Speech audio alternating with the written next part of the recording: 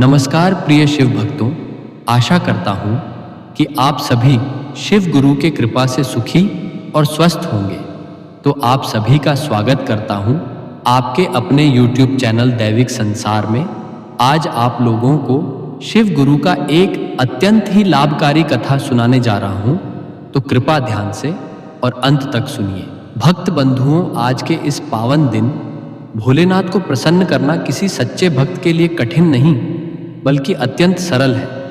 न कठिन तपस्या, न बड़े बड़े अनुष्ठान, बस श्रद्धा से कथा सुनना और नाम स्मरण करना ही पर्याप्त है। लेकिन भक्त बंधुओं, सच तो ये है कि आज के समय में अधिकतर लोगों के पास न कथा सुनने का समय है, न शिव नाम जपने का धैर्य। कोई धन के पीछे भाग रहा है तो कोई संसार की भागदौड़ में उलझा है। इसी कारण उनका मन भक्ति में नहीं लग पाता। पर भक्त बंधुओं, मुझे आप पर पूरा भरोसा है। आप उन गिने चुने सौभाग्यशाली भक्तों में से हैं जो सच्चे मन से भोलेनाथ की कथा सुनना चाहते हैं। इसीलिए तो महादेव की विशेष कृपा आप जैसे भक्तों पर सदा बनी रहती है। याद रखिए भक्त बंधुओं, जीवन में केवल पैसा ही सब कुछ नहीं होता। सच्ची खुशियाँ, मन की शांति और परिवार में सुख, यही भोलेनाथ की असली कृपा है। और भक्त बंधुओं, गरुड़ पुराण में कहा गया है कि जो भक्त किसी पावन कथा को बीच में छोड़ देता है वह जाने अनजाने अपने जीवन का बड़ा दोष कर बैठता है। इसलिए इस शिव कथा को पूरी श्रद्धा से अंत तक अवश्य सुनिए। भोलेनाथ की कथा आरंभ करने से पहले उनका नाम स्मरण करना अत्यंत शुभ माना गया है। इसलिए भक्त बंधुओं, कमेंट में श्रद्धा के साथ हर हर महादेव अवश्य लिखें ताकि शिव नाम जप का आशीर्वाद आपको भी प्राप्त हो। अब अपने मन को शांत कीजिए, भोलेनाथ को हृदय में बसाइए और आइए भक्त बंधुओं, महादेव की इस पावन कथा की शुरुआत करते हैं। बहुत समय पहले की बात नहीं है। एक बहुत ही शांत और सुंदर कस्बे में एक छोटा सा घर था। वो घर ईंट पत्थरों से तो बना था, लेकिन उसकी असली मजबूती उन दिलों में थी जो उसके भीतर धड़कते थे। उस घर की दहलीज पर कदम रखते ही एक अजीब सी शांति का अनुभव होता था। वहां ना तो बहुत बड़ा वैभव था और ना ही विलासिता के साधन, पर वहां जो था वो आज के समय में दुर्लभ है। वो था संतोष। इस छोटे से संसार के तीन मुख्य स्तंभ थे। पहली थी शारदा देवी, जो उम्र के उस पड़ाव पर थी जहां अनुभव की सफेदी उनके बालों में और ममता की मिठास उनकी वाणी में उतर आई थी। शारदा देवी केवल एक वृद्ध महिला नहीं थी, वे उस घर की जड़ थी। उनका पूरा जीवन संघर्षों की एक ऐसी किताब थी जिसे उन्होंने मुस्कुराहट के साथ पढ़ा था। उनके पति के देहांत के बाद उन्होंने अकेले ही अपने पुत्र रमेश को पाला था। उनके पास कोई बड़ी जागीर नहीं थी, पर उनके पास संस्कारों की वो पूंजी थी जो उन्होंने रमेश के भीतर कूट कूट कर भरी थी। रमेश, जो अब एक युवक था और एक साधारण दफ्तर में छोटी सी नौकरी करता था। रमेश का व्यक्तित्व उस शीतल जल की तरह था जो उबड़ खाबड़ रास्तों को भी शांत कर देता है। वो दिन भर कड़ी मेहनत करता, फाइलों के बोझ तले दबा रहता, पर जैसे ही शाम को घर लौटता उसकी सारी थकान द्वार पर ही उतर जाती। वो जानता था कि भीतर उसकी माँ की दुआएं और उसकी पत्नी की प्रतीक्षा उसका मार्ग निहार रही है। घर की तीसरी कड़ी थी सुमन, रमेश की पत्नी। सुमन एक मध्यम वर्गीय परिवार से आई थी, पर उसने इस छोटे से घर को बड़ी ही कुशलता से संवारा था। वो माँ शारदा देवी का सम्मान करती थी और रमेश के प्रति पूर्ण समर्पित थी। सुबह की पहली किरण के साथ जब सुमन घर के आंगन में झाड़ू लगाती और तुलसी के पौधे में जल चढ़ाती तो घर के वातावरण में एक सात्विकता घुल जाती थी। उस समय घर का माहौल किसी मंदिर से कम नहीं था। रसोई घर में जब माँ शारदा देवी और सुमन साथ मिलकर खाना बनाती थी तो बर्तनों की खनक के साथ साथ उनकी हंसी की गूंज भी सुनाई देती थी। कभी नमक कम होता तो कभी रोटी जल जाती, पर उन छोटी छोटी कमियों को भी वे आपसी प्रेम से ढक लेती थी। शारदा देवी अक्सर रसोई में बैठकर पुराने समय की कहानियां सुनाती और सुमन उन्हें बड़े चाव से सुनती। उन दोनों के बीच एक अनकहा रिश्ता था, एक माँ का और एक बेटी का। रमेश जब शाम को दफ्तर से थका हारा आता तो माँ उसके लिए पानी लाती और सुमन उसकी चाय का प्रबंध करती। रमेश बीच में बैठकर कभी माँ की तारीफ करता तो कभी पत्नी की खिंचाई करता। उन पलों में घर का कोना कोना चहक उठता था। माँ और बहू के बीच कभी कभी वैचारिक मतभेद होना स्वाभाविक था, क्योंकि दो पीढ़ियों की सोच अलग होती है। कभी पूजा की विधि को लेकर तो कभी कपड़ों के चुनाव को लेकर छोटी छोटी नोकझोंक होती थी, पर रमेश एक कुशल सारथी की तरह उन स्थितियों को संभाल लेता था। वो माँ से कहता, माँ, सुमन अभी नहीं है, इसे तुम्हारे जैसा बनने में थोड़ा समय लगेगा। और अकेले में सुमन को समझाता, सुमन माँ ने अकेले संघर्ष किया है, उनकी बातों में थोड़ा कड़वापन लगे तो भी उसे आशीर्वाद समझकर पी लेना। भक्तों, उस समय उस घर का चूल्हा एक था। घर में जो भी बनता वो पहले भगवान को अर्पित होता और फिर तीनों साथ बैठकर ग्रहण करते। शारदा देवी की दिनचर्या में महादेव की सेवा सबसे ऊपर थी। वे रोज सुबह उठकर आंगन की मिट्टी से एक छोटा सा पार्थिव शिवलिंग बनाती थी। उस शिवलिंग पर वे लोटा भर जल, एक बेलपत्र और अटूट श्रद्धा चढ़ाती थी।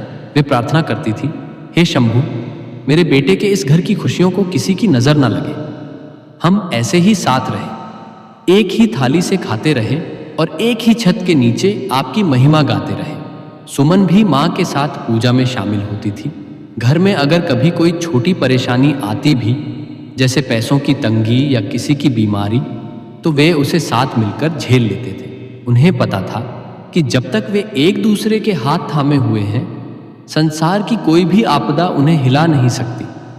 रमेश की तनख्वाह भले ही कम थी, पर वो घर अमीर था, क्योंकि वहां शिकायतों के लिए जगह नहीं थी। उस समय पड़ोसी भी उनके घर की मिसाल देते थे। लोग कहते थे, देखो शारदा देवी ने कैसी बहू पाई है, और सुमन को कैसी माँ जैसी सास मिली है, और रमेश तो साक्षात श्रवण कुमार है। पर भक्तों, समय का चक्र हमेशा एक जैसा नहीं रहता। सुख की वो सुनहरी दोपहर धीरे धीरे ढलने वाली थी। भाग्य के पन्ने पलटने वाले थे और एक ऐसा तूफान आने वाला था जो इस पवित्र घर की नींव को हिलाकर रख देने वाला था। समय अपनी गति से बढ़ रहा था। वो छोटा सा घर जो खुशियों की मिसाल था, अब धीरे धीरे परिवर्तन के दौर से गुजरने लगा। जैसा कि संसार का नियम है, जहां दो बर्तन साथ रहते हैं, वहां कभी ना कभी खटकना स्वाभाविक है। शारदा देवी और सुमन के बीच अब तक जो रिश्ता केवल मधुरता पर टिका था, उसमें अब पीढ़ियों का अंतर साफ दिखाई देने लगा था। शारदा देवी उस पुराने स्कूल की महिला थी जहां त्याग, परंपरा और सादगी ही जीवन का आधार थे। उनके लिए सुबह 4 बजे उठना, रसोई में शुद्धि रखना और हर कार्य को मर्यादा के भीतर करना ही धर्म था। दूसरी ओर सुमन एक आधुनिक परिवेश की युवती थी। वो माँ का सम्मान तो करती थी, पर वो चाहती थी कि जीवन थोड़ा सहज हो। उसे सुबह की नींद प्रिय थी। वो रसोई के पुराने नियमों को कभी कभी बोझ समझने लगी थी और उसे लगता था कि सास का हर बात पर दिशा निर्देश देना दरअसल दखल अंदाजी है। शुरुआत बहुत छोटी बातों से हुई।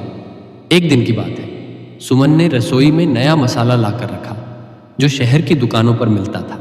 शारदा देवी ने उसे देखते ही टोक दिया, बहू, घर में हाथ से पिसे मसालों का स्वाद और शुद्धता ही उत्तम होती है। इन डिब्बे बंद चीजों में वो बात कहाँ। सुमन को यह बात चुभ गई। उसे लगा कि वो इतनी मेहनत करती है और माँ जी को हर छोटी बात में कमी ही दिखाई देती है।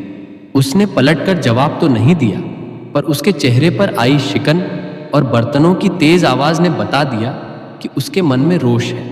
ऐसी ही छोटी छोटी घटनाओं का सिलसिला बढ़ने लगा, कभी घर के पर्दों को लेकर, कभी पूजा की विधि को लेकर, तो कभी पड़ोसियों से बातचीत को लेकर। शारदा देवी चाहती थी कि घर का अनुशासन बना रहे, जबकि सुमन को वो अनुशासन जंजीर जैसा लगने लगा था। शारदा देवी अक्सर कहती थी, बहू, जब हम छोटे थे तो बड़ों के सामने सर ढककर रहते थे और बिना पूछे पानी भी नहीं पीते थे। सुमन मन ही मन सोचती, समय बदल गया है, पर माझी अभी भी उसी पुराने युग में जी रही है। इन सब घटनाओं के बीच रमेश की भूमिका एक कुशल सारथी की थी। जब वो शाम को दफ्तर से घर आता तो उसे घर की हवा में एक अजीब सा खिंचाव महसूस होता। वो देखता कि माँ चुपचाप अपनी माला जप रही है और सुमन रसोई में बिना गुनगुनाए खाना बना रही है। रमेश जानता था कि घर की शांति खतरे में है। वो पहले माँ के पास जाकर बैठता, उनके पैर दबाते हुए बड़े प्यार से कहता, माँ, देखो, सुमन अभी बच्ची है, उसने शहर के माहौल में शिक्षा पाई है। उसे तुम्हारी तरह धैर्यवान बनने में समय लगेगा। तुम तो गंगा की तरह शीतल हो, छोटी बातों को माफ कर दिया करो।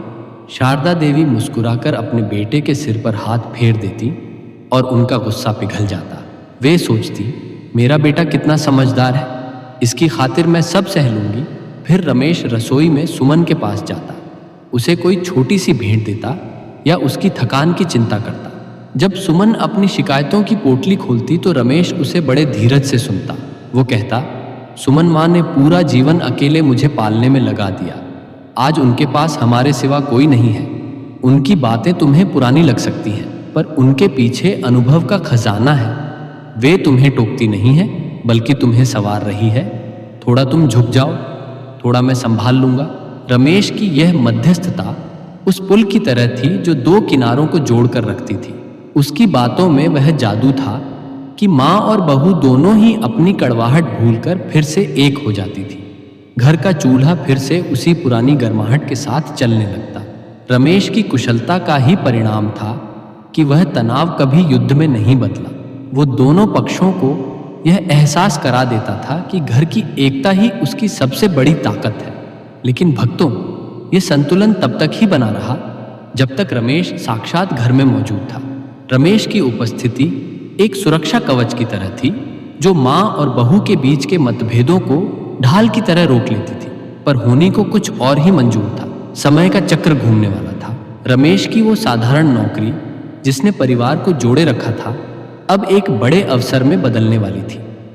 शहर से आई एक खबर ने घर की पूरी व्यवस्था को हिलाकर रख दिया। रमेश को एक बहुत बड़ी कंपनी में ऊंचे पद और तिगुनी तनख्वाह का प्रस्ताव मिला था। यह खबर जितनी सुखद थी, उतनी ही चुनौतीपूर्ण भी। बेहतर भविष्य का सपना तो सामने था, पर उस सपने की कीमत थी रमेश का घर से दूर जाना। जीवन एक बहती हुई नदी की तरह है, जिसमें कभी शांति होती है तो कभी तीव्र लहरें। रमेश के छोटे से घर में अब तक शांति की लहरें थीं, पर अचानक प्रगति के एक ज्वार ने सब कुछ हिला दिया। रमेश को शहर की एक बहुत बड़ी और प्रतिष्ठित कंपनी से नौकरी का प्रस्ताव मिला। यह केवल एक नौकरी नहीं थी, बल्कि यह उन सभी अभावों का अंत था जिन्हें रमेश ने बचपन से देखा था। अच्छी तनख्वाह, बड़ा पद, शहर में रहने की सुविधा और समाज में एक नई पहचान, यह सब एक साथ रमेश के द्वार पर दस्तक दे रहे थे। जब रमेश ने यह समाचार घर में सुनाया तो एक पल के लिए पूरा घर सन्ने रह गया। शारदा देवी की आंखों में अपने बेटे की सफलता के लिए गर्व तो था, पर एक अनजाना डर भी था। सुमन के मन में मिलीजुली भावनाएं थीं। वो खुश थी कि अब उन्हें तंगी में नहीं जीना पड़ेगा। अब उसके पास अच्छे कपड़े और गहने होंगे, पर उसे इस बात का दुख भी था कि रमेश उससे दूर चला जाएगा। रात के सन्नाटे में रमेश और शारदा देवी आंगन में बैठे थे। रमेश ने माँ के चरण स्पर्श किए और कहा, माँ, यह मौका हाथ से गया तो फिर कभी नहीं आएगा। शहर जाकर मैं इतना कमा लूंगा कि तुम्हें कभी किसी चीज़ की कमी नहीं होगी। मैं तुम्हारे लिए नया कमरा बनवाऊंगा, घर में नौकर लगा दूंगा ताकि तुम्हें कष्ट ना हो। शारदा देवी ने ठंडी आह भरी और रमेश के सिर पर हाथ फेरते हुए कहा, बेटा, सुख सुविधाओं से नहीं, अपनों के साथ से मिलता है। तू मेरे पास है, यही मेरी सबसे बड़ी संपत्ति है। पर मैं तेरे भविष्य की राह में पत्थर नहीं बनूंगी। तू जा, अपने सपनों को पूरा कर। अगले कुछ दिन विदाई की तैयारियों में बीते। घर में उत्साह तो था, पर उस उत्साह के पीछे एक उदासी छिपी थी। रमेश ने सुमन को समझाते हुए कहा, सुमन, मैं अकेले जा रहा हूँ क्योंकि शहर का खर्चा अभी बहुत होगा। जैसे ही मैं वहाँ जम जाऊँगा, तुम दोनों को बुला लूँगा। तब तक माँ का ख्याल रखना। वे अब बूढ़ी हो रही हैं, उन्हें तुम्हारी ज़रूरत है। सुमन ने अपनी आंखों के आंसू पोंछे और वादा किया, आप चिंता मत कीजिए, मैं माँ जी को कोई तकलीफ नहीं होने दूंगी। रमेश ने माँ से भी यही कहा, माँ, सुमन अभी नादान है, अगर कोई गलती हो जाए तो उसे अपनी बेटी समझकर माफ़ कर देना। विदाई की वह सुबह बहुत भारी थी। शारदा देवी ने रमेश को दही चीनी खिलाई और उसके माथे पर तिलक लगाया। उन्होंने अपनी पुरानी पोटली से माँ सरस्वती और भगवान शिव की एक छोटी सी तस्वीर निकाली और रमेश के झोले में रख दी। उन्होंने रंधे हुए गले से कहा, बेटा, शहर की चकाचौंध में अपनी जड़ों को और अपने महादेव को मत भूलना। याद रखना, असली कमाई पैसा नहीं दुआएं होती हैं। रमेश बस में बैठा और खिड़की से हाथ हिलाते हुए अपने उस छोटे से घर को देखता रहा जहां उसका बचपन बीता था। जैसे जैसे बस आगे बढ़ी, वो घर और उसका सुकून पीछे छूटता गया। रमेश की आंखों में ऊंचे टावरों और बड़ी सड़कों के सपने थे, पर उसके पीछे छूट गया था एक खाली आंगन, एक वृद्ध माँ की खामोश दुआएं और एक पत्नी की अधूरी प्रतीक्षा। शहर पहुंचते ही रमेश की दुनिया पूरी तरह बदल गई। वहाँ की रफ्तार, वहाँ का शोर और वहाँ की कार्यशैली गांव से बिल्कुल अलग थी। वो दिन रात काम में जुट गया। सुबह जल्दी दफ्तर जाना और देर रात लौटना उसकी दिनचर्या बन गई। शहर के उस बड़े दफ्तर की कांच वाली खिड़कियों से वह आकाश को देखता तो उसे कभी कभी अपनी माँ का चेहरा याद आता, पर फिर फाइलों का ढेर उसे यथार्थ में खींच लेता। इधर गांव के घर की हवा धीरे धीरे बदलने लगी। रमेश के जाते ही वह पुल टूट गया था जो माँ और बहू को जोड़ कर रखता था। अब घर में कोई ऐसा नहीं था जो सुमन की शिकायतों को धैर्य से सुने या माँ के तानों को प्यार में बदल दे। घर की चार दीवारी में अब वो गर्माहट नहीं रही। सुमन पर घर की सारी जिम्मेदारियों का बोझ आ गया। सुबह उठकर पानी भरना, सफाई करना, खाना बनाना और अकेलेपन से लड़ना। उसे लगा कि रमेश तो शहर में मजे कर रहा है और वह यहाँ गांव की मिट्टी में खप रही है। उधर शारदा देवी को रमेश की याद रहकर सताती। वे बार बार फोन के पास जाकर बैठती कि शायद बेटे का फोन आए। जब फोन नहीं आता तो वे अपनी झुझुलाहट सुमन पर निकालती। एक दिन की बात है, सुमन ने घर की सफाई करते हुए रमेश की कुछ पुरानी चीजें अलमारी से निकाल दी। शारदा देवी ने देखा तो चिल्ला पड़ी, बहू, ये मेरे बेटे की यादें हैं, तुम्हें इन्हें फेंकने का हक किसने दिया? सुमन ने झुंझुलाकर जवाब दिया, माँ जी, घर में जगह कम है और ये कबाड़ बन चुका है। आप तो बस हर बात में झगड़ा ढूंढती हैं। यह पहली बार था जब सुमन ने इतनी ऊंची आवाज में जवाब दिया था। शारदा देवी स्तब्ध रह गई। उन्हें एहसास हुआ कि अब उनका बेटा यहाँ नहीं है जो उन्हें बचा सके। घर का वो अनुशासन, वो मर्यादा जो रमेश की मौजूदगी में बनी रहती थी, अब कांच की तरह चटकने लगी थी। रमेश शहर में सफल हो रहा था, उसके पास पैसा आ रहा था, पद बढ़ रहा था, पर वो इस बात से अनजान था कि गांव में उसका घर दो हिस्सों में बंटने की कगार पर है। ऊंचे सपनों की इस उड़ान ने भौतिक सुख तो दे दिए थे, पर घर की उस शांति को बलि चढ़ा दिया था जिसे उसने सालों तक संजोया था। शहर जाने का दिन आ गया था। सुबह की ताज़ी हवा में आज वह ताजगी नहीं थी, बल्कि एक भारीपन था। चिड़ियों की चहचहट भी आज रुदन जैसी प्रतीत हो रही थी। रमेश का सामान बन चुका था। उस एक छोटे से सूटकेस में केवल कपड़े नहीं थे, बल्कि माँ की दुआएं, पत्नी की उम्मीदें और उसके अपने बचपन की अनगिनत यादें ठूंसी हुई थी। शारदा देवी उस सुबह बहुत जल्दी उठ गई थी। उन्होंने स्नान किया और मंदिर के सामने बैठकर बहुत देर तक शिव चालीसा का पाठ किया। उनकी आवाज़ कांप रही थी। वे जानती थी कि आज उनका वह कलेजे का टुकड़ा उनसे दूर जा रहा है, जिसने कभी उन्हें अकेला नहीं छोड़ा था। उन्होंने बड़े जतन से रसोई में रमेश के पसंदीदा पराठे बनाए और एक डिब्बे में थोड़ा सा अचार और गुड़ रखा। यह केवल भोजन नहीं था, यह एक माँ का वो अंतिम स्पर्श था जो रमेश को शहर की अजनबी गलियों में घर का एहसास दिलाएगा। सुमन भी भीतर ही भीतर टूट रही थी। उसने नए भविष्य के सपने तो देखे थे, पर वो इस बात के लिए तैयार नहीं थी कि जिस बिस्तर पर वो रमेश के साथ सपने बुनती थी, वहां अब केवल सन्नाटा होगा। उसने रमेश के झोले में उसकी कुछ ज़रूरी दवाइयाँ और एक छोटी सी डायरी रख दी, जिसमें उसने अपने मन की कुछ बातें लिखी थी। जब निकलने का समय हुआ तो रमेश ने पहले महादेव के चरणों में शीश नवाया, फिर वह अपनी माँ के पास गया। जैसे ही उसने शारदा देवी के पैर छुए, माँ का संयम टूट गया। वे फूट फूट कर रोने लगी। रमेश ने उन्हें संभाला और अपने सीने से लगा लिया। शारदा देवी ने रुंधे हुए गले से कहा, बेटा, यह आंसू दुख के नहीं है, बस इस बूढ़ी माँ का मोह है।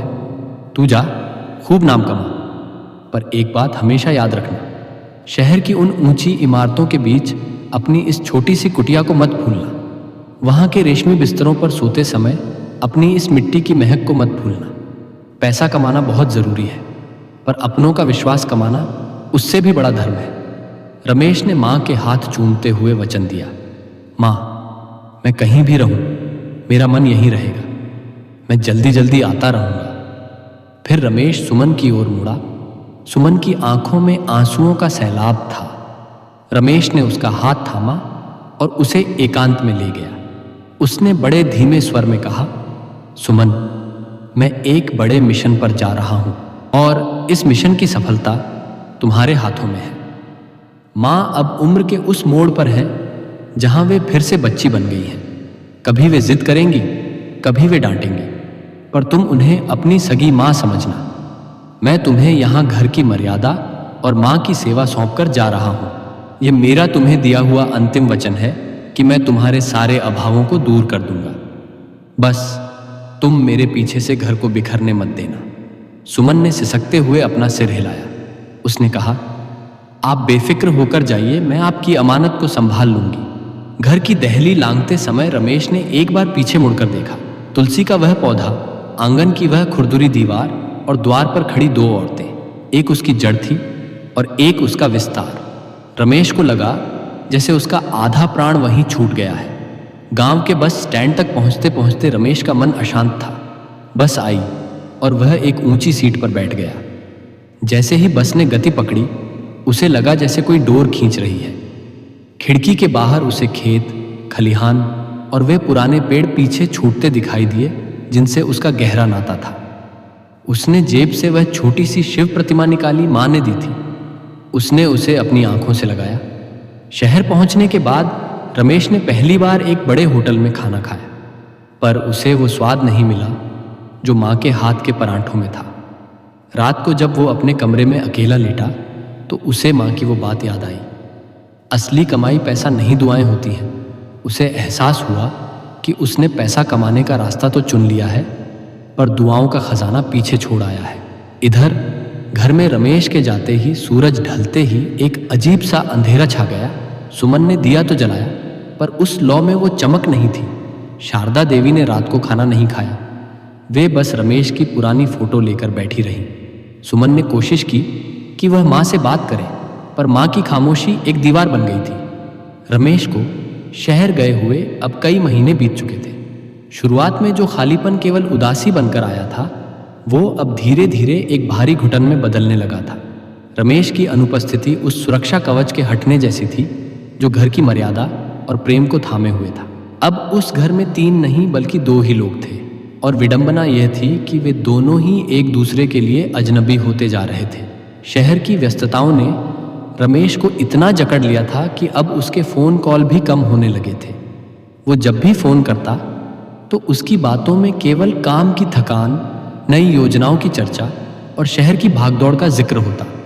वो गांव की उन सूक्ष्म भावनाओं को नहीं समझ पा रहा था जो उसके पीछे लहूलुहान हो रही थी। घर का वातावरण अब किसी शांत तालाब जैसा नहीं रहा, बल्कि वो एक ऐसे ज्वालामुखी में बदल गया था जो कभी भी फट सकता था। सुमन, जो कभी चंचल और खुशमिजाज थी, अब चिड़चिड़ी और मौन रहने लगी थी। उसे लगने लगा था कि उसकी पूरी जवानी इन 4 दीवारों और एक वृद्ध महिला की सेवा में ही बीत जाएगी। शहर की चकाचौंध की कहानियां सुनकर उसके भीतर भी एक अतृप्त इच्छा जागृत होने लगी थी कि काश वो भी रमेश के साथ शहर में होती। दूसरी ओर शारदा देवी का अकेलापन और भी गहरा था।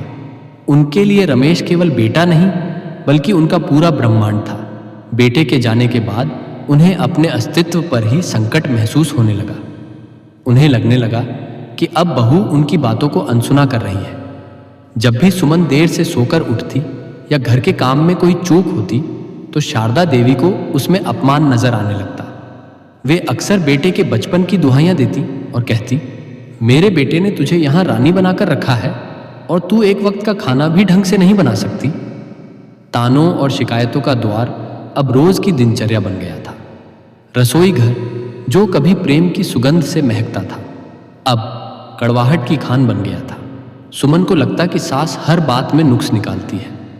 अगर वह सब्जी में नमक थोड़ा ज्यादा डाल देती तो शारदा देवी कहती, बेटे के पैसे बर्बाद कर रही है, उसे पता नहीं शहर में कितनी मेहनत करनी पड़ती है।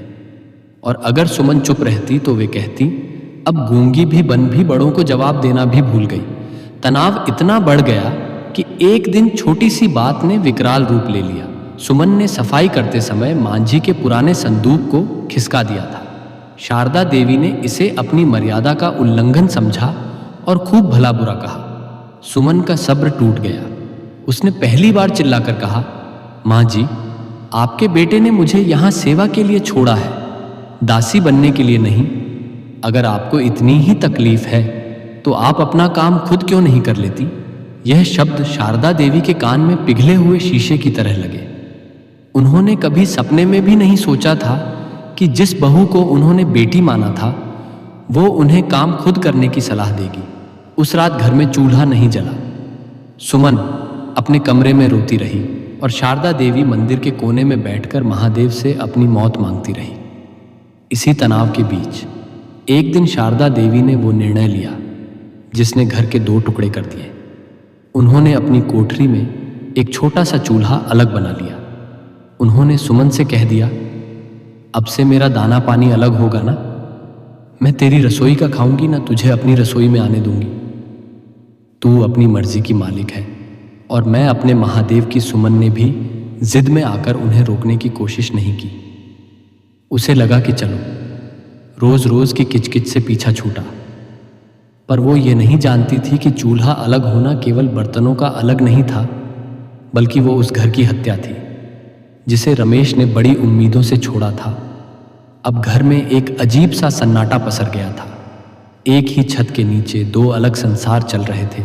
सुबह सुमन उठती, अपना नाश्ता बनाती और कमरे में चली जाती।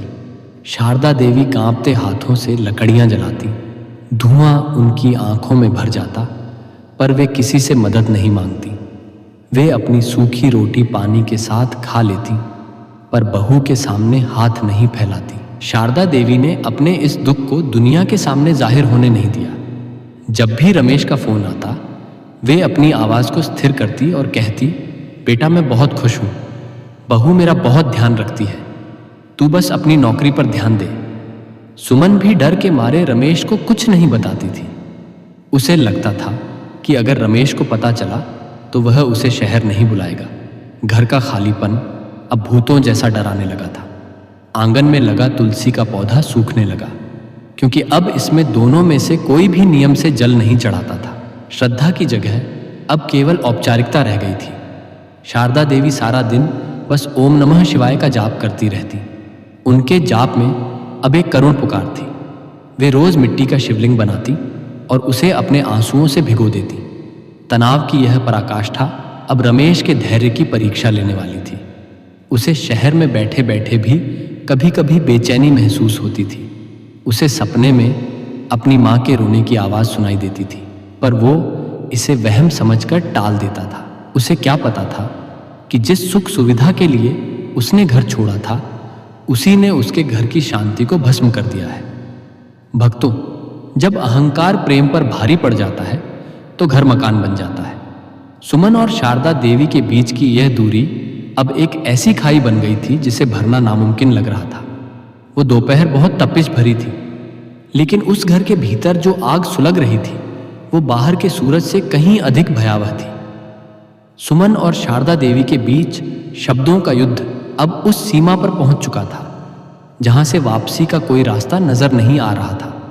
छोटी छोटी बातों पर तंज और उपेक्षा ने शारदा देवी के स्वाभिमान को बुरी तरह आहत कर दिया था। उन्हें लगने लगा था कि जिस घर को उन्होंने अपने खून पसीने से सींचा, आज उसी घर में वे एक बोझ बन गई हैं।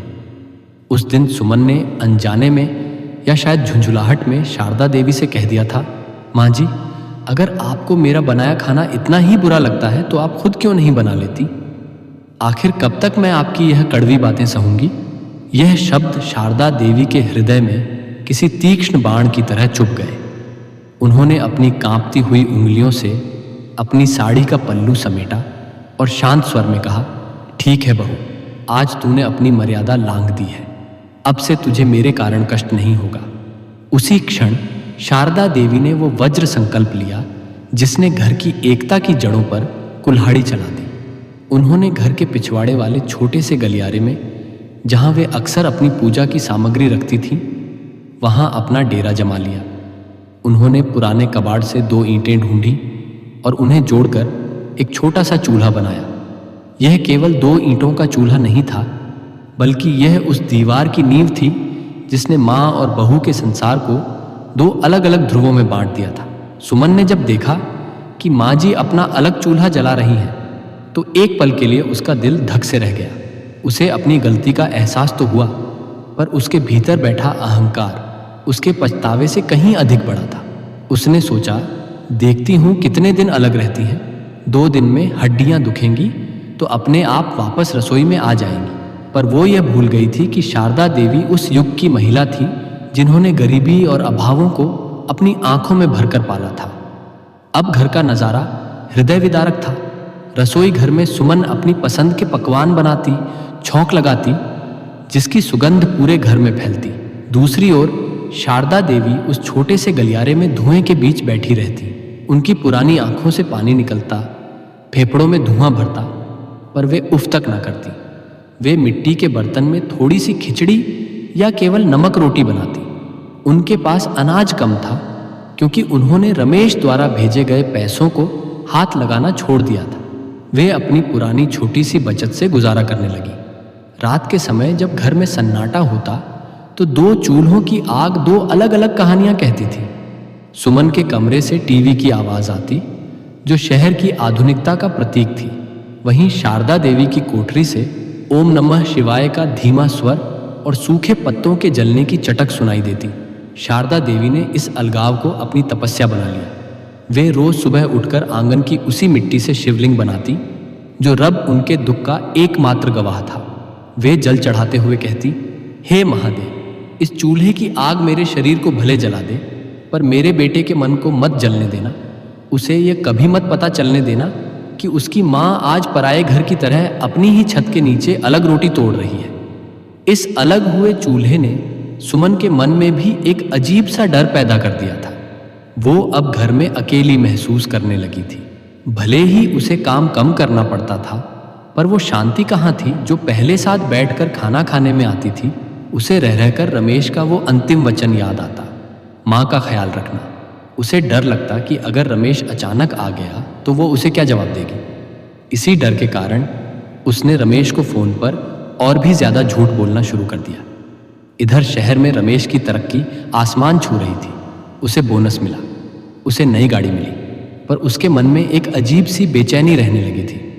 उसे अक्सर सपने में धुएं की गंध आती और उसे लगता जैसे उसकी माँ उसे पुकार रही है। वो जब भी फ़ोन करता, सुमन बड़े चाव से बताती कि उसने नया सूट खरीदा है या उसने घर में नई पेंटिंग लगाई है। शारदा देवी बस इतना कहती, बेटा मैं ठीक हूँ, बस महादेव का नाम ले रही हूँ। अलग चूल्हा होने के बाद शारदा देवी का स्वास्थ्य गिरने लगा। वे कमज़ोर हो गई थी, उनकी पीठ झुक गई थी, पर उनका संकल्प टस से मस न हुआ।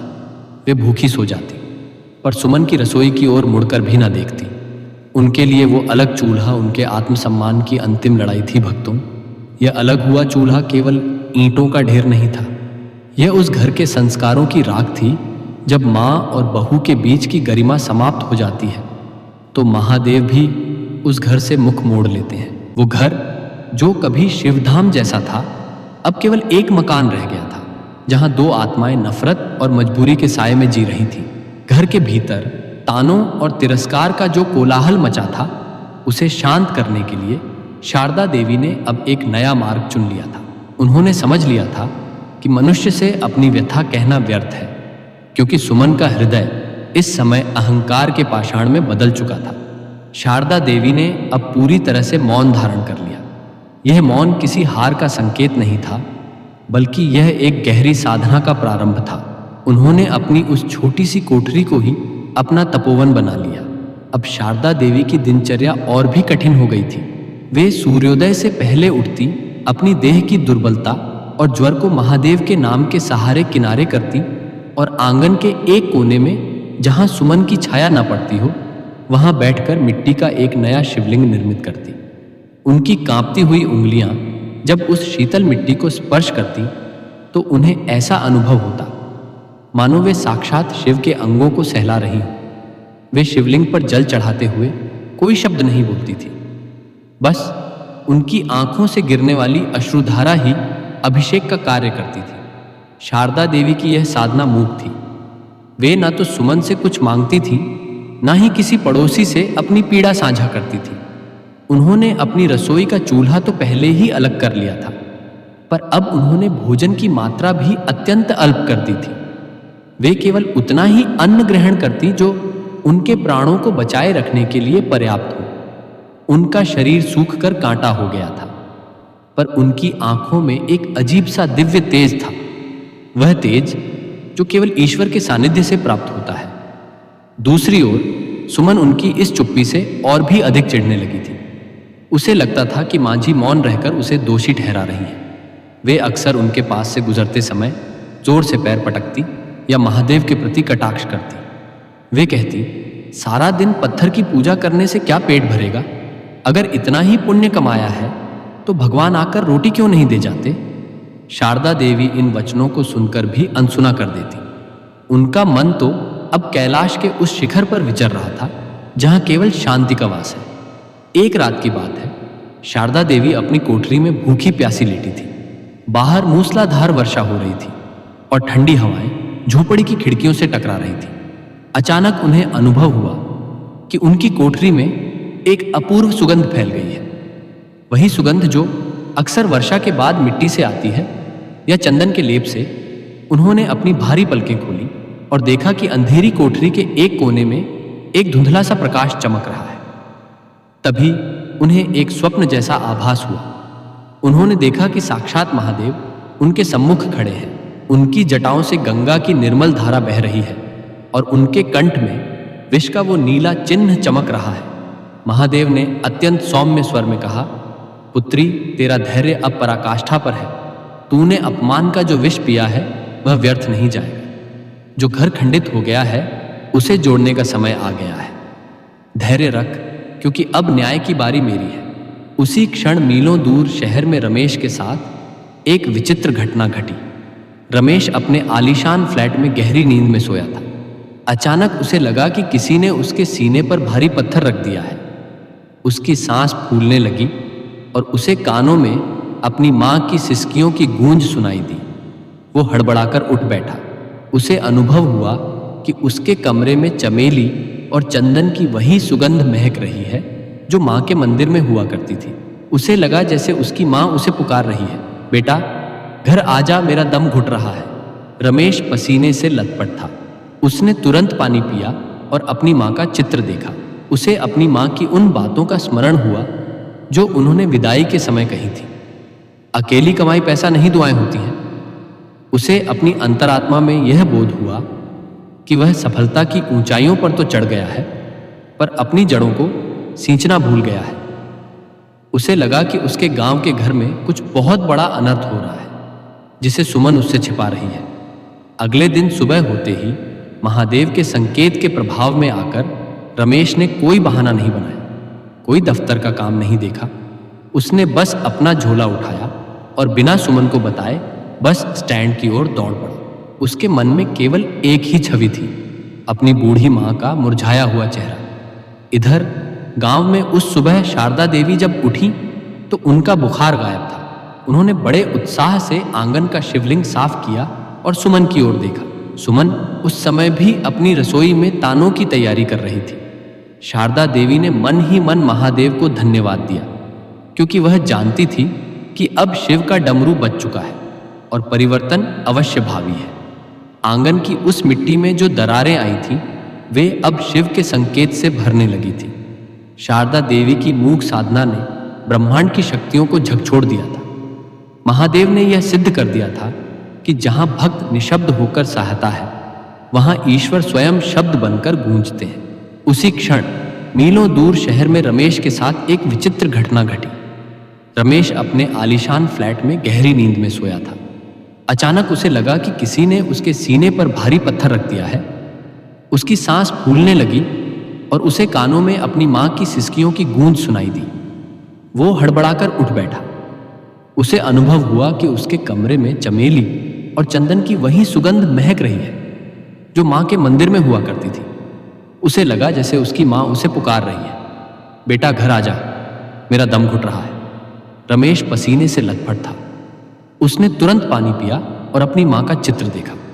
उसे अपनी मां की उन बातों का स्मरण हुआ जो उन्होंने विदाई के समय कही थी।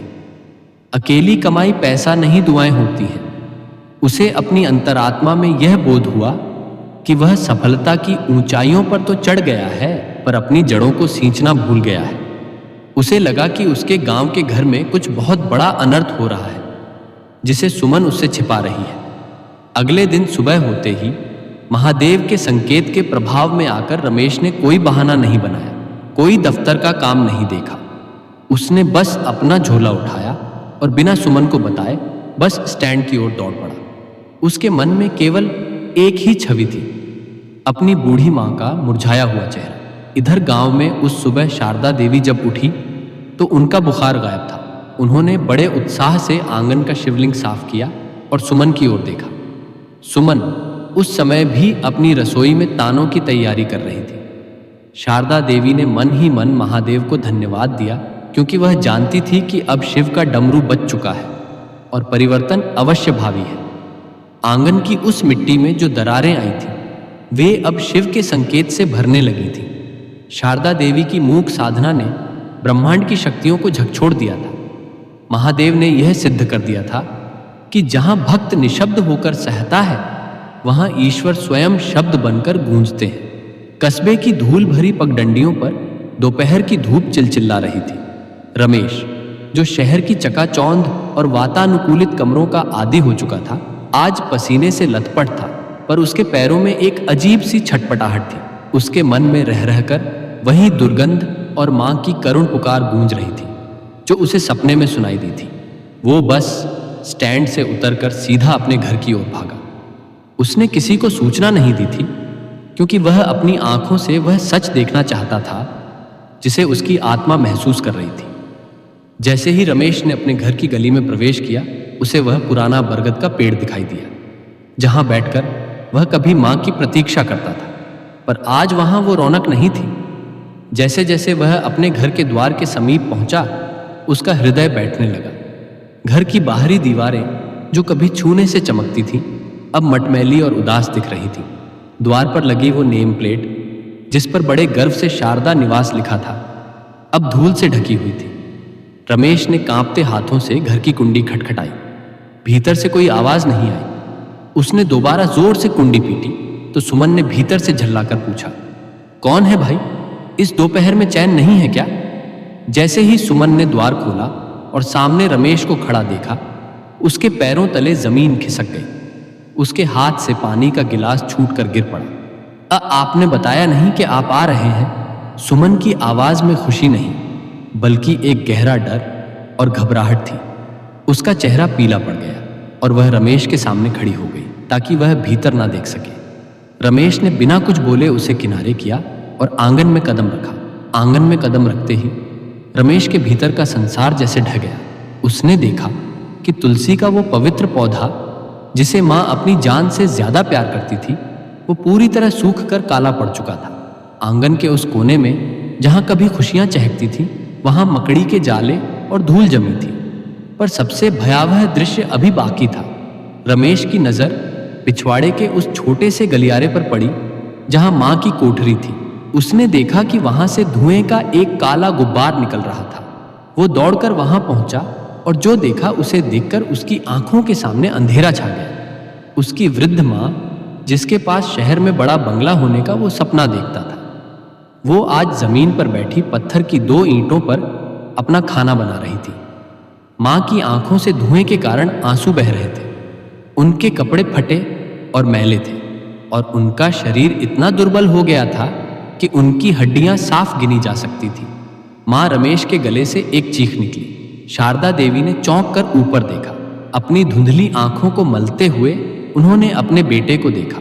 एक पल के लिए उन्हें लगा कि यह भी उनकी साधना का कोई भ्रम है, पर जैसे ही रमेश ने दौड़कर अपने पैर छुए, मां का धैर्य टूट गया। उन्होंने अपनी कांपती भुजाओं में अपने बेटे को भर लिया। रमेश फूट फूट कर रोने लगा। मां, ये क्या हाल बना रखा है? ये अलग चूल्हा क्यों जल रहा है? मैंने तुम्हें स्वर्ग देने का वादा किया था और तुम यहां नर्क में जी रही हो। मां ने कुछ नहीं कहा, बस बेटे का सिर अपनी छाती से लगाए रखा। रमेश क्रोध में भरकर पीछे मुड़ा और सुमन की ओर देखा, जो द्वार पर खड़ी कांप रही थी। सुमन, ये सब क्या है? तुम फोन पर कहती थी कि माँ बहुत खुश है। तुम कहती थी कि तुम उनका ख्याल रख रही हो। क्या यही तुम्हारी सेवा है? मेरी माँ अपनी ही छत के नीचे पराई हो गई और मुझे खबर तक नहीं होने दी। सुमन रोने लगी और सफाई देने लगी। मैं क्या करती? माँ जी खुद ही अलग हो गई। ये मेरी बात नहीं मानती थी। इन्हें पुराना जमाना ही पसंद है। रमेश ने चिल्लाकर उसे चुप कराया। चुप रहो। माँ कभी अपनी इच्छा से अलग चूल्हा नहीं जलाती। तुमने उन्हें इस स्थिति में पहुंचा दिया कि उन्हें अपमान से बेहतर अलग होना लगा। रमेश ने देखा कि घर के दो हिस्से हो चुके थे। एक ओर सुमन की नई सजाई हुई गृहस्थी थी जहां सुख सुविधा का सामान था, और दूसरी ओर माँ का वो अंधेरा कोना जहां केवल अभाव और भक्ति थी। रमेश को अपनी वह बड़ी नौकरी, वो सारा पैसा और वह शहर का रुतबा अब एक कचरे के ढेर जैसा लगने लगा। उसे एहसास हुआ कि उसने भौतिक सुख तो पा ली, पर अपनी जड़ों की बलि चढ़ा दी। उसने रसोई में जाकर देखा, वहां दो अलग बर्तन रखे थे। माँ के बर्तन मिट्टी के और पुराने थे, जबकि सुमन के बर्तन चमक रहे थे। यह केवल बर्तनों का फर्क नहीं था, यह रिश्तों की दरार थी। रमेश ने माँ की उस सूखी रोटी को उठाकर देखा जिसे वह पानी के साथ खा रही थी। उसे अपनी शहर की उन दावतों पर घिन आने लगी। रमेश वहीं आंगन में बैठकर अपनी छाती पीटने लगा। उसे महादेव का वह संकेत समझ में आ गया था। उसे समझ आया कि महादेव ने उसे शहर में बेचैन क्यों किया था। अगर वह आज नहीं आता तो शायद उसकी माँ इस अपमान के बोझ तले दम तोड़ देती। शारदा देवी ने धीरे से रमेश का हाथ पकड़ा और कहा, बेटा रो मत। महादेव की यही इच्छा थी, तू आ गया। मेरे लिए यही सबसे बड़ा पुरस्कार है। पर रमेश का मन शांत नहीं था। उसने अपनी माँ के उस अलग चूल्हे की ईंटों को उठाकर बाहर फेंक दिया। उसने सुमन से कहा, आज से इस घर में या तो माँ का मान रहेगा या फिर यह घर ही नहीं रहेगा। घर का वो सन्नाटा अब एक बड़े विस्फोट में बदल चुका था। रमेश का अनचाहा आगमन उस सत्य को सामने ले आया था जिसे पर्दों के पीछे छिपाया गया था। आंगन में सन्नाटा पसरा था, पर वो सन्नाटा खामोश नहीं था। उसमें बरसों के घुटन, सिसकियां और अनकही पीड़ा गूंज रही थी। रमेश अपनी माँ के चरणों में सिर रखे ऐसे बिलख रहा था जैसे कोई छोटा बालक अपनी खोई हुई माँ को पाकर रोता है। सुमन एक कोने में खड़ी कांप रही थी।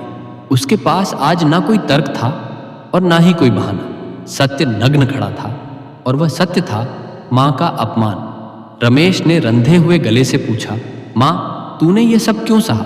तूने मुझे फोन पर एक बार भी संकेत क्यों नहीं दिया? मैं शहर में ऊंची ऊंची इमारतों को अपनी सफलता समझ रहा था, जबकि यहां मेरी सफलता की जड़ें ही काटी जा रही थी। माँ, तूने अपनी रसोई अलग क्यों कर ली? क्या मैं इतना पराया हो गया था कि तूने मुझे अपने दुख का भागीदार भी नहीं समझा? शारदा देवी ने अपने दुर्बल और कांपते हाथों से रमेश का चेहरा ऊपर उठाया। उनकी आंखों में अब भी वही करुणा थी जो रमेश के बचपन में हुआ करती थी। उन्होंने मंद मुस्कान के साथ कहा, बेटा माँ कभी अपने बच्चों के घर के सुख में कांटा नहीं बनती।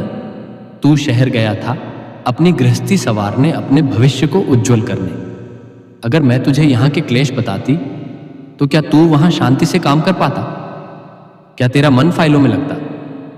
नहीं बेटा, तू वहां मेरी चिंता में ही घुल जाता। शारदा देवी ने लंबी सांस ली और पुरानी यादों के पट खोल दिए।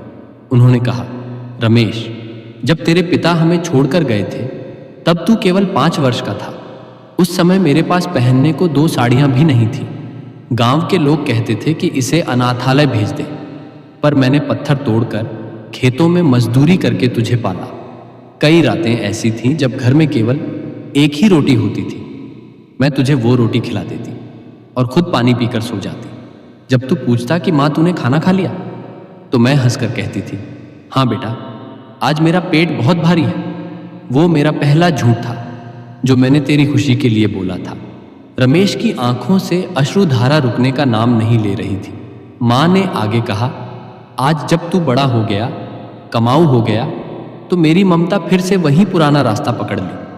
जब बहू और मेरे बीच अनबन शुरू हुई तो मुझे लगा कि अगर मैं तुझे बताऊंगी तो तू अपनी पत्नी से लड़ेगा, और पत्नी से लड़ेगा तो घर में अशांति होगी। मैंने सोचा कि चलो मैं अपना चूल्हा अलग कर लेती हूँ। कम से कम तू जब घर आएगा तो तुझे शांति तो मिलेगी। मैंने अपमान का विष पिया, क्योंकि मैं नहीं चाहती थी कि मेरे कारण तेरे और बहू के बीच में कोई दीवार खड़ी हो। मां के इन वचनों ने सुमन के हृदय पर हथौड़े जैसा काम किया। उसने कभी सोचा भी नहीं था कि जिस महिला को वह दखल अंदाजी करने वाली सास समझ रही थी, वह महिला उसके वैवाहिक जीवन को बचाने के लिए खुद भूखी रह रही थी और अपमान सह रही थी। शारदा देवी ने रमेश के झोले से वह छोटी सी शिव प्रतिमा निकाली जो उन्होंने विदाई के समय दी थी। उन्होंने कहा, बेटा, जब भूख लगती थी या जब बहू के ताने सीने को चीर देते थे तो मैं इस शिवलिंग के पास जाकर बैठ जाती थी। मैं महादेव से कहती थी, हे भोलेनाथ, मेरे हिस्से के सारे दुख मुझे दे दो, पर मेरे बेटे के घर की मुस्कान मत छीनना। मैंने अलग चूल्हा अपनी खुशी के लिए नहीं, बल्कि इस घर की शांति की बलि देने के लिए जलाया था। मुझे लगा कि दूर रहने से शायद प्रेम बना रहे।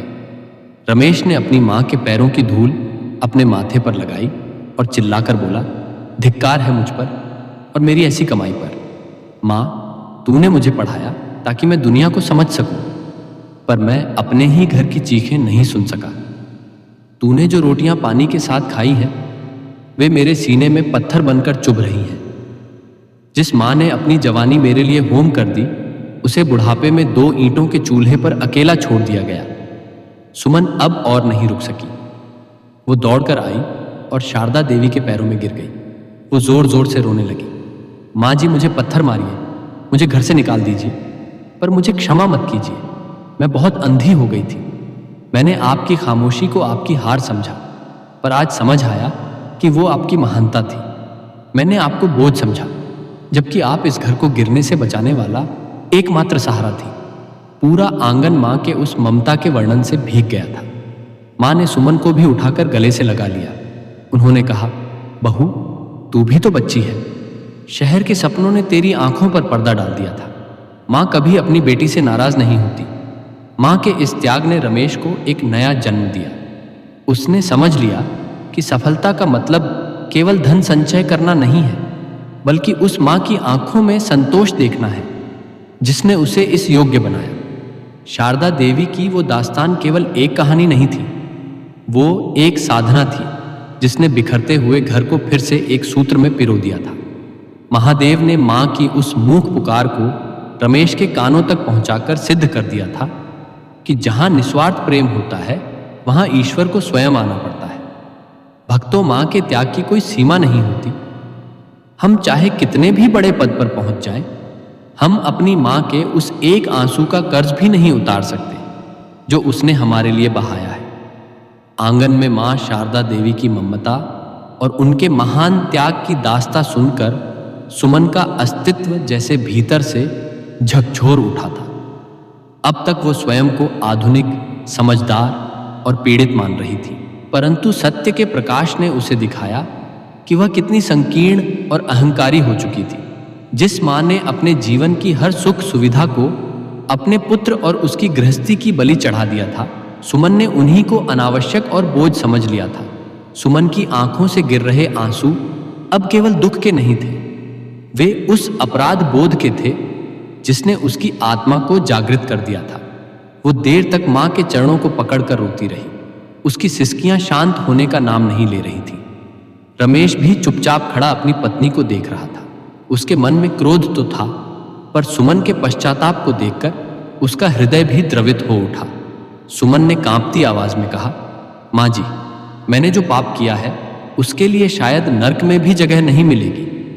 मैंने आपकी खामोशी का मजाक उड़ाया। मैंने आपके स्वाभिमान को ईंटों के चूल्हे तक सीमित कर दिया। मैं कितनी अंधी थी कि मुझे आपकी भक्ति और आपका आशीर्वाद बोझ लगने लगा। मुझे क्षमा मत कीजिए माँ जी, क्योंकि मैं क्षमा के योग्य नहीं हूँ। शारदा देवी, जो साक्षात करुणा की प्रतिमूर्ति थी, उन्होंने सुमन के सिर पर अपना ममतामयी हाथ रखा। उन्होंने कोमल स्वर में कहा, बहू, उठ, पछतावे का एक आंसू 100 गंगा स्नान के बराबर होता है। तूने अपनी गलती मान ली मेरे लिए, तो तू उसी क्षण फिर से मेरी बेटी बन गई। महादेव की यही लीला थी कि हम दोनों की परीक्षा लें, और देख, आज हम सब फिर से साथ हैं। पर सुमन का मन केवल क्षमा मांगने से शांत नहीं हुआ। उसे लगा कि उसने जो अपमान किया है उसका प्रायश्चित भी उतना ही बड़ा होना चाहिए। वो तुरंत उठी और उस पिछवाड़े वाले गलियारे की ओर भागी जहां मां का अलग चूल्हा रखा था। उसने अपने कोमल हाथों से उन काली हो चुकी ईंटों को हटाया। उसने उस स्थान को साफ किया जहां मां धुएं में बैठकर रोटियां बनाती थी। उसने संकल्प लिया कि अब से इस घर में कोई भी दीवार, चाहे वो ईंटों की हो या मन की, कभी खड़ी नहीं होने देगी। सुमन ने अपनी उन सभी आधुनिक वस्तुओं और सुख सुविधाओं की ओर देखा जिन्हें उसने अपनी खुशी का आधार माना था। उसे अब वे चीजें निस्तेज और व्यर्थ लगने लगीं। उसने सबसे पहले रसोई घर की ओर रुख किया। उसने उन बर्तनों को हटा दिया जिन्हें उसने अलग रखा था। उसने मां के पुराने बर्तनों को बड़े सम्मान के साथ अपनी नई अलमारी में सबसे ऊपर स्थान दिया। उस शाम सुमन ने स्वयं को पूरी तरह से मां की सेवा में समर्पित कर दिया। उसने मां को नहलाया, उनके सफ़ेद बालों में तेल लगाया और उन्हें अपनी सबसे सुंदर साड़ी पहनाई। रमेश अपनी आंखों के सामने ये सब देख रहा था और उसे विश्वास नहीं हो रहा था कि यह वही सुमन है जो कल तक तानों के तीर चला रही थी। सुमन ने रसोई में जाकर बड़े प्रेम से वही भोजन बनाया जो मां को पसंद था।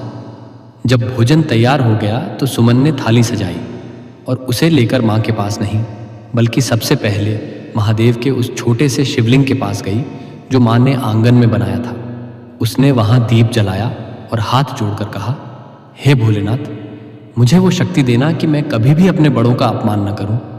मेरी बुद्धि को हमेशा स्थिर रखना। भोजन परोसते समय सुमन नीचे जमीन पर बैठी मां के चरणों के पास उसने अपने हाथों से मां को निवाला खिलाया। शारदा देवी की आंखों से संतोष के आंसू बहने लगे। यह वो क्षण था जब उस घर का वास्तु दोष मिट चुका था। जिस घर में कलह की गूंज थी वहां अब प्रेम के भजन सुनाई देने लगे थे। सुमन ने रमेश से कहा, आप मुझे शहर ले जाने की बात कर रहे थे, पर अब मैं कहीं नहीं जाऊंगी। मैं यहां रहकर माँ जी की सेवा करूंगी और उनके चरणों में बैठकर वह संस्कार सीखूंगी जो किसी भी शहर या विद्यालय में नहीं मिलते। आपने माँ को जो वचन दिया था उसे निभाने में अब मैं आपकी ढाल बनूंगी। पश्चाताप की इस लहर ने पड़ोसियों को भी चकित कर दिया। जो सुमन कल तक अपनी सास की बुराई करती थी, आज वह हर किसी से कह रही थी कि उसकी सास साक्षात देवी है। उसने अपनी उन सहेलियों से भी दूरी बना ली जो उसे मां के खिलाफ भड़काती थी। सुमन का यह हृदय परिवर्तन केवल दिखावा नहीं था, बल्कि उसकी आत्मा का नवीनीकरण था। रात को जब पूरा घर शांत हुआ तो सुमन ने शारदा देवी के पैर दबाते हुए उनसे पुरानी कहानियां सुनने का आग्रह किया। वो अब मां के अनुभवों को पुराना कबाड़ नहीं बल्कि जीवन का मंत्र समझने लगी थी। शारदा देवी भी गदगद थी। उन्हें ऐसा लग रहा था मानो उन्हें अपनी खोई हुई बेटी वापस मिल गई हो। रमेश ने उस रात आंगन में बैठकर आकाश की ओर देखा। उसे महसूस हुआ कि महादेव का डमरू अब खुशियों की गूंज पैदा कर रहा है। उसे समझ आया कि परिवार की असली मजबूती आलीशान फ्लैट या ऊंची नौकरी में नहीं, बल्कि घर की स्त्रियों के बीच के आपसी प्रेम और सम्मान में है। सुमन का पश्चाताप उस घर की नई नींव बन चुका था। भक्तों, मनुष्य से गलतियां होना स्वाभाविक है, पर उन गलतियों को स्वीकार करना और उन्हें सुधारने का प्रयास करना ही महानता है। सुमन ने अपनी गलती सुधारी और अपने घर को फिर से स्वर्ग बना लिया। घर का माहौल अब पूरी तरह बदल चुका था। सुमन के पश्चाताप और मां की करुणा ने मिलकर घर के भीतर की नकारात्मकता को सोख लिया था। लेकिन रमेश के मन में अभी भी एक बड़ा द्वंद्व चल रहा था। एक ओर शहर का वो ऊंचा पद, भारी वेतन और वैभवशाली भविष्य था जिसके लिए उसने वर्षों तक कड़ा परिश्रम किया था। दूसरी ओर उसकी बूढ़ी मां की कांपती देह, उसकी पत्नी की नई जागृत हुई सेवा भावना और उसके अपने गांव की वह मिट्टी थी जो उसे पुकार रही थी। रमेश ने अपनी आंखों से देख लिया था कि उसके शहर जाने की कीमत उसके घर ने कितनी बड़ी चुकाई है। उसे यह बोध हो गया था कि वह जो धन कमाकर भेज रहा था वो घर की दरारें भरने के बजाय उन्हें और चौड़ा कर रहा था। उस रात रमेश को नींद नहीं आई। वो पूरी रात आंगन में टहलता रहा। उसने उस सूखे हुए तुलसी के पौधे को देखा जिसे अब सुमन ने फिर से सींचना शुरू किया था। उसने मां की उस कोठरी की ओर देखा जहां वर्षों तक उसकी मां ने सिसकियां दबाई थी। सुबह की पहली किरण के साथ ही रमेश ने एक दृढ़ संकल्प लिया। उसने अपनी मां और पत्नी को आंगन में बुलाया। रमेश के चेहरे पर एक ऐसी शांति थी जो उसने शहर के बड़े दफ्तरों में कभी महसूस नहीं की थी। उसने मां के हाथ अपने हाथों में लिए और बड़े ही गंभीर स्वर में कहा, मां, मैंने एक निर्णय लिया है। मैं अब वापस शहर नहीं जाऊंगा। मैं अपनी उस नौकरी से त्यागपत्र दे रहा हूं। यह सुनते ही सुमन और शारदा देवी दोनों चौंक गई। सुमन ने घबराते हुए कहा, पर आपने तो कहा था कि वह नौकरी आपके जीवन का सबसे बड़ा सपना है। वहां आपको इतना मान सम्मान और पैसा मिलता है। क्या आप मेरे कारण यह बलिदान दे रहे हैं?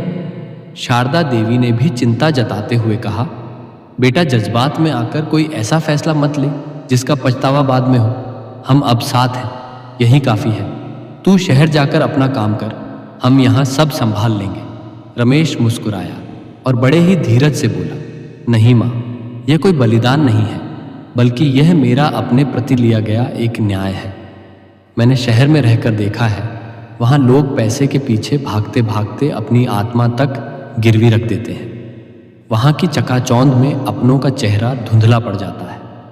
मैंने बहुत पैसा कमा लिया, पर उस पैसे ने मेरी माँ को भूखा रखा और मेरी पत्नी को अहंकारी बना दिया। मुझे ऐसी सफलता नहीं चाहिए जो मेरे घर की बुनियाद ही हिला दे। रमेश ने आगे कहा, मैं अपनी इस उपजाऊ मिट्टी में मेहनत करूंगा। हमारे पास जो खेत खाली पड़े हैं, मैं उनमें आधुनिक तरीके से खेती करूंगा। मैं यहीं कस्बे में रहकर छोटा व्यापार शुरू करूंगा। हो सकता है कि मुझे शहर जैसी विलासिता ना मिले, पर मुझे वह चैन की नींद मिलेगी जो मुझे आपकी गोद में मिलती है।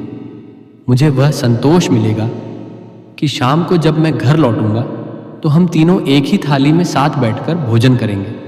रमेश का यह निर्णय सुनकर शारदा देवी की आंखों से संतोष के आंसू छलक पड़े। उन्हें लगा कि उनका बेटा अब सही मायनों में बड़ा हो गया है। सुमन को भी अपनी गलती का एक और एहसास हुआ कि उसकी भौतिक इच्छाओं के कारण रमेश को कितना कुछ सहना पड़ा था। उसने रमेश का समर्थन करते हुए कहा, अगर आपका यही निर्णय है तो मैं हर कदम पर आपके साथ हूं। हम मेहनत करेंगे और इस घर को फिर से खुशियों से भर देंगे। रमेश ने उसी दिन शहर फोन किया और अपने पद से इस्तीफा दे दिया। उसके साथी और अधिकारी उसे समझाते रहे कि वह अपने करियर को बर्बाद कर रहा है, पर रमेश के कानों में तो अब गांव के मंदिर की घंटियों और मां की दुआओं का संगीत गूंज रहा था। उसने अपना सारा सामान शहर से मंगवा लिया और पूरी तरह से गांव का होकर रह गया। उसने अपने पुराने खेतों की ओर रुख किया। उसने देखा कि जो खेत कभी वीरान पड़े थे, उन्हें फिर से हरा भरा करने का समय आ गया है। उसने महादेव का नाम लिया और हल थामा। रमेश के लिए यह केवल खेती नहीं थी, बल्कि अपनी जड़ों को फिर से सींचने की एक आध्यात्मिक प्रक्रिया थी। उसने कस्बे के युवाओं को भी अपने साथ जोड़ा और उन्हें स्वरोजगार के प्रति प्रेरित किया। रमेश के वापस आने से घर की दीवारों में फिर से जान आ गई। अब हर सुबह रमेश मां के चरण स्पर्श करके खेत पर जाता। दोपहर को सुमन खुद उसके लिए खेत पर खाना लेकर जाती। शाम को तीनों मिलकर आंगन के उसी शिवलिंग की पूजा करते जिसे अब फिर से सजाया गया था। मां शारदा देवी को अब ऐसा लगता था मानो उनका बुढ़ापा फिर से खिल उठा हो। उनके चेहरे की झुर्रियां अब हंसी के पीछे छिप गई थी। रमेश की इस वापसी ने समाज को भी एक बड़ा संदेश दिया। लोग कहने लगे कि असली सुपुत्र वही है जो अपनी मां के आंसुओं की कीमत समझे। रमेश ने सिद्ध कर दिया कि धन केवल साधन है, साध्य तो परिवार का प्रेम और शांति है। जड़ों की ओर उसकी यह वापसी केवल एक स्थान का परिवर्तन नहीं थी, बल्कि उसके चरित्र का उत्थान था। ब्रह्म मुहूर्त की वेला में, जब आकाश में तारे अभी भी टिमटिमाते होते और प्रकृति अपनी नींद से जाग रही होती, शारदा देवी के कमरे से ओम नमः शिवाय का कोमल स्वर गूंजने लगता। अब वे अकेली नहीं थी। सुमन, जो कभी सुबह देर तक सोती थी, अब अपनी सास से भी पहले उठकर घर के आंगन को बुहारती और उसे शुद्ध जल से सींचती सुमन ने अपनी आधुनिक चकाचौंध को त्याग कर सादगी को अपना लिया था। वह बड़े प्रेम से ताजे फूलों का चयन करती और पूजा की थाली सजाती। रमेश ने अपने घर के मुख्य आंगन में एक सुंदर और छोटा सा शिव मंदिर जैसा कोना तैयार करवाया था। उसने शहर से कोई महंगी प्रतिमा लाने के बजाय मां की उसी मिट्टी के शिवलिंग को एक सुंदर संगमरमर के आसन पर प्रतिष्ठित किया, जिसे मां ने अपने आंसुओं से सींचा था। रमेश का मानना था कि जिस मिट्टी में मां की ममता और महादेव का वास हो, उससे पवित्र कोई धातु नहीं हो सकती। प्रतिदिन सुबह जब सूर्य की पहली किरण तुलसी के पौधे को स्पर्श करती, तो पूरा परिवार सामूहिक पूजा के लिए एकत्रित होता। यह वह दृश्य था जिसे देखने के लिए देवगण भी लालायित रहते। रमेश शंख बजाता, जिसकी गूंज पूरे मोहल्ले में फैल जाती और नकारात्मक शक्तियों का विनाश करती। मां शारदा देवी हाथ में माला लेकर बैठती और उनकी आंखों से प्रसन्नता के अश्रु बहते। सुमन धूप और दीप जलाकर महादेव की आरती गाती। आरती के स्वर जब गूंजते, जय शिव ओंकारा भज शिव ओंकारा, तो ऐसा प्रतीत होता मानो घर की दीवारों से सारा कलह, सारा द्वेष और सारा अहंकार धुलकर बाहर निकल गया हो। सामूहिक पूजा का सबसे बड़ा चमत्कार यह हुआ कि तीनों के मन एक ही लय पर धड़कने लगे। पूजा के बाद मां शारदा देवी अपनी कोठरी में नहीं, बल्कि सबके साथ आंगन में बैठती और शिव पुराण की कथाएं सुनाती। सुमन अब उन कथाओं को पुराना किस्सा नहीं समझती थी, बल्कि वह उनमें जीवन जीने का सूत्र ढूंढती थी। रमेश ने भी अपनी कार्यशैली को भक्ति से जोड़ लिया था। वह खेत पर जाने से पहले अपनी कुल्हाड़ी और हल को शिवलिंग के चरणों में स्पर्श कराता। वह कहता, हे महादेव, यह भूमि आपकी है, यह अन्न आपका है, मैं तो केवल एक माध्यम हूं। भक्ति के इस संचार से रमेश के खेतों में भी बरकत होने लगी। जो खेत वर्षों से बंजर थे, वे अब लहलहाती फसलों से भर गए। गांव के लोग भी इस परिवर्तन को देखकर दंग थे। वे कहते थे कि यह रमेश की मेहनत नहीं, बल्कि उसके घर में होने वाली शिव आराधना का फल है। सोमवार का दिन इस परिवार के लिए किसी उत्सव से कम नहीं होता था। उस दिन तीनों व्रत रखते और शाम को सामूहिक रूप से रुद्राभिषेक करते। सुमन ने मां से रुद्राष्टकम का पाठ करना सीख लिया था। जब वह अपनी मधुर आवाज में नमामिशानिश निर्वाण रूपम का पाठ करती, तो वातावरण साक्षात कैलाश जैसा प्रतीत होता। शारदा देवी को अब अपने बुढ़ापे का डर नहीं था। उन्हें गर्व था कि उनके संस्कारों की ज्योति अब उनकी बहू के हाथों में सुरक्षित है। एक शाम की बात है, जब पूरा परिवार पूजा के बाद बैठा था। शारदा देवी ने कहा, बेटा रमेश, जब तू शहर में था तब भी मैं पूजा करती थी, पर उस पूजा में एक अधूरापन था। आज जब हम तीनों साथ मिलकर हाथ जोड़ते हैं, तो मुझे अनुभव होता है कि महादेव की कृपा हम पर बरस रही है। परिवार का साथ होना ही सबसे बड़ी भक्ति है। रमेश ने मां के हाथ चूमते हुए कहा, मां, आपने सही कहा। शहर के शोर में मैं भूल गया था कि शांति मंदिर में नहीं, बल्कि मंदिर जैसे बने घर में होती है। सामूहिक पूजा ने हमारे दिलों के बीच की उन दीवारों को ढा दिया है जो अहंकार ने खड़ी की थी। अब हमारे घर में 2 चूल्हे नहीं, बल्कि एक अखंड ज्योति जलती है। सुमन ने भी अपनी भावनाएं व्यक्त की। मां जी, पहले मैं पूजा केवल डर से या मांग के लिए करती थी, पर अब मुझे समझ आया है कि पूजा तो महादेव को धन्यवाद देने का तरीका है कि उन्होंने हमें फिर से एक कर दिया। अब इस घर में शिव का वास है, इसलिए अब यहाँ कभी दुख नहीं आ सकता। भक्तों, सामूहिक शिव भक्ति ने उस परिवार के भीतर के विष को सोख लिया था और उन्हें अमृत प्रदान किया था। अब उस घर में तानों की जगह मंत्रों ने ले ली थी, शिकायतों की जगह प्रार्थनाओं ने, और एकाकीपन की जगह सामूहिकता ने घर का कोना कोना अब पवित्र हो चुका था। महादेव की कृपा से अब वो घर एक आदर्श बन गया था, जिसे देखकर अन्य परिवार भी प्रेरणा लेने लगे थे।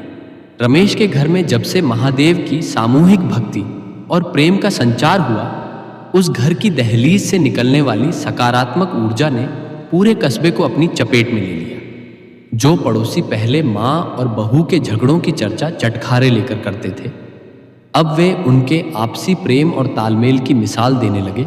घर के वातावरण में व्याप्त शांति और मंत्रों की गूंज ने आसपास के घरों से भी कलह को दूर करना शुरू कर दिया। इस कथा का सबसे बड़ा सार और जीवन की अमूल्य सीख यही है कि मनुष्य चाहे संसार में कितनी ही धन दौलत और सफलता प्राप्त कर ले, लेकिन यदि उसके घर में शांति और हृदय में अपनों के प्रति सम्मान नहीं है, तो वह वैभव भी श्मशान के समान शून्य है। रमेश शारदा देवी और सुमन की यह कहानी हमें स्पष्ट संदेश देती है कि अहंकार और क्रोध की आग केवल अपनों के रिश्तों को जलाकर राख करती है, जबकि नम्रता और सेवा का भाव पत्थर जैसे दिलों को भी पिघला देता है। आपस में लड़ने और एक दूसरे को नीचा दिखाने से कभी किसी का भला नहीं होता।